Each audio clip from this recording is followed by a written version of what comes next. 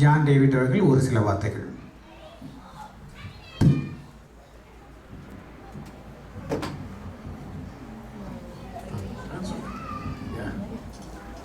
அவங்க முன்னுக்கு நான் மீண்டும் வந்துருக்குறேன். ஏன்னா நீங்கள்லாம் பேசுகிறத பார்த்த உடனே நான் இங்கே மத்தியஸ்தராக வந்திருக்கக்கூடாது, நானும் ஒரு பேச்சாளர் வந்திருக்கிறோம்.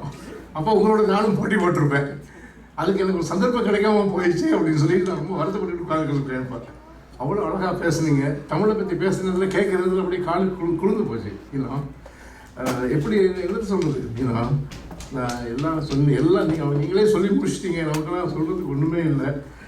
தமிழுக்கும் அமுதென்று பேர், அந்த தமிழ் இன்பத் தமிழ் எங்கள் நெஞ்சுக்கு நேர்னு சொல்கிற மாதிரி அதுதான் எனக்கு தெரிஞ்ச தமிழ்னு சொன்ன உடனே மேலே தான் புல்லடிக்கணும்.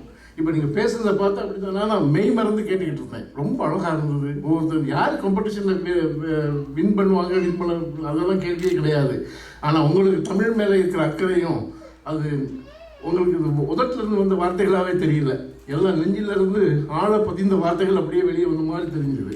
ரொம்ப அருமையாக இருந்தது. கேட்க நல்லா இருந்தது. இந்த மாதிரி நிகழ்ச்சிகள் மீண்டும் மீண்டும் நமக்கு வரணும். இப்படி கேட்டால் தான் தமிழை பற்றி நமக்குள்ள மரியாதை இன்னும் வளரும்.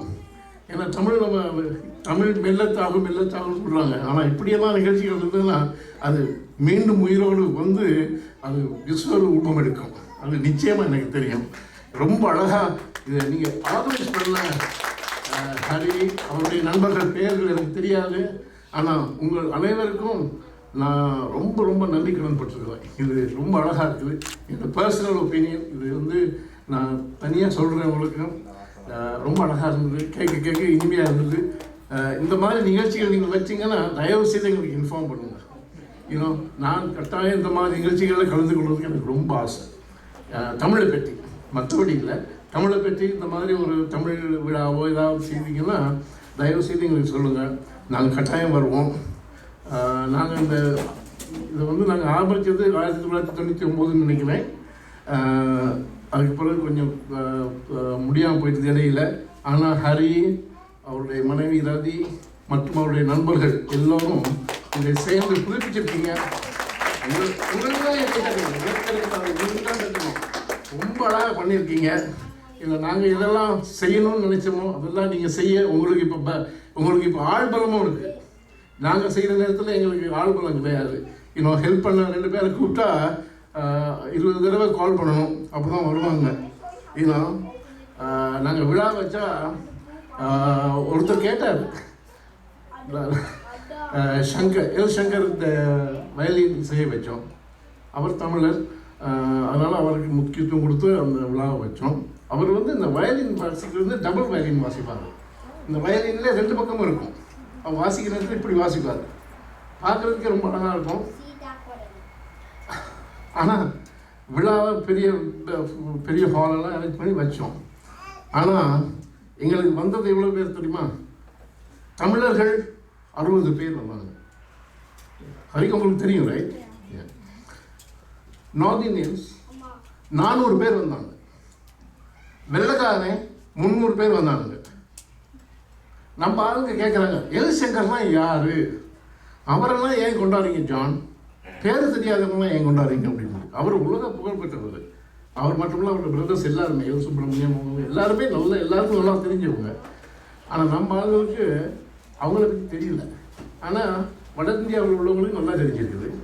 இங்கே உள்ள அமெரிக்கன்ஸுக்கு நல்லா தெரிஞ்சிருக்குது. ரொம்ப ரொம்ப கவலையாக இருந்ததுங்க. எனக்கு விழா நல்லா சக்ஸஸ்ஃபுல்லாக நடந்தது. ஆனால் மனசு ரொம்ப கவலையாக இருந்தது.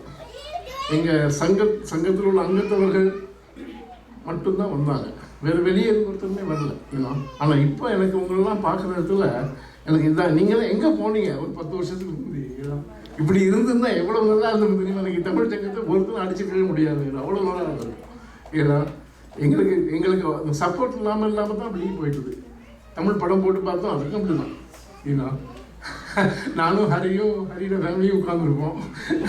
யார் வருவாங்களான்னு வெளியே போய் பார்த்துக்கிட்டு இருப்போம். டைம் 9:30க்கு ஸ்டார்ட் பண்ணுவேன்னு சொன்னால் நாங்கள் இன்னொரு ½ hour குறைச்சி வைப்பா 10 மணிக்கு ஸ்டார்ட் பண்ணுவோம். ஆளுங்க வரங்களான்னு பார்ப்போம் அப்படின்ட்டு அப்படி பார்த்துக்கிட்டு இருப்போம். அப்படியெல்லாம் கஷ்டப்பட்டு பார்த்தோம், முடியல. ஆனால் இப்போ ஹரி எடுத்து நடத்துகிறாரு. ஹரியுடைய நண்பர்களாக நீங்கள் எல்லாரும் அவருக்கு ரொம்ப ஆதரவு கொடுக்குறீங்க. ரொம்ப நல்லா இருக்குது, பார்க்குறதுக்கு ரொம்ப நல்லா இருக்குது, கேட்குறதுக்கு ரொம்ப நல்லா இருக்குது. இப்படி தான் இருக்கணும், தமிழ்லாம் இப்படி தான் இருக்கணும். தமிழ் வந்து என்றைக்கும் தமிழ் தான், அது என்றைக்குமே அழியாது, காலத்தாலும் அழியாது, எதுனாலும் அழியாது. நீங்களாம் இருக்கிற வரைக்கும் அழியவே அழியாது. ரொம்ப நன்றி. ஆனால் மீண்டும் மீண்டும் ஹரி உங்களுடைய நண்பர்கள் எல்லாருக்கும் சிறந்தாட்டி வணக்கம் சொல்லுங்கள்.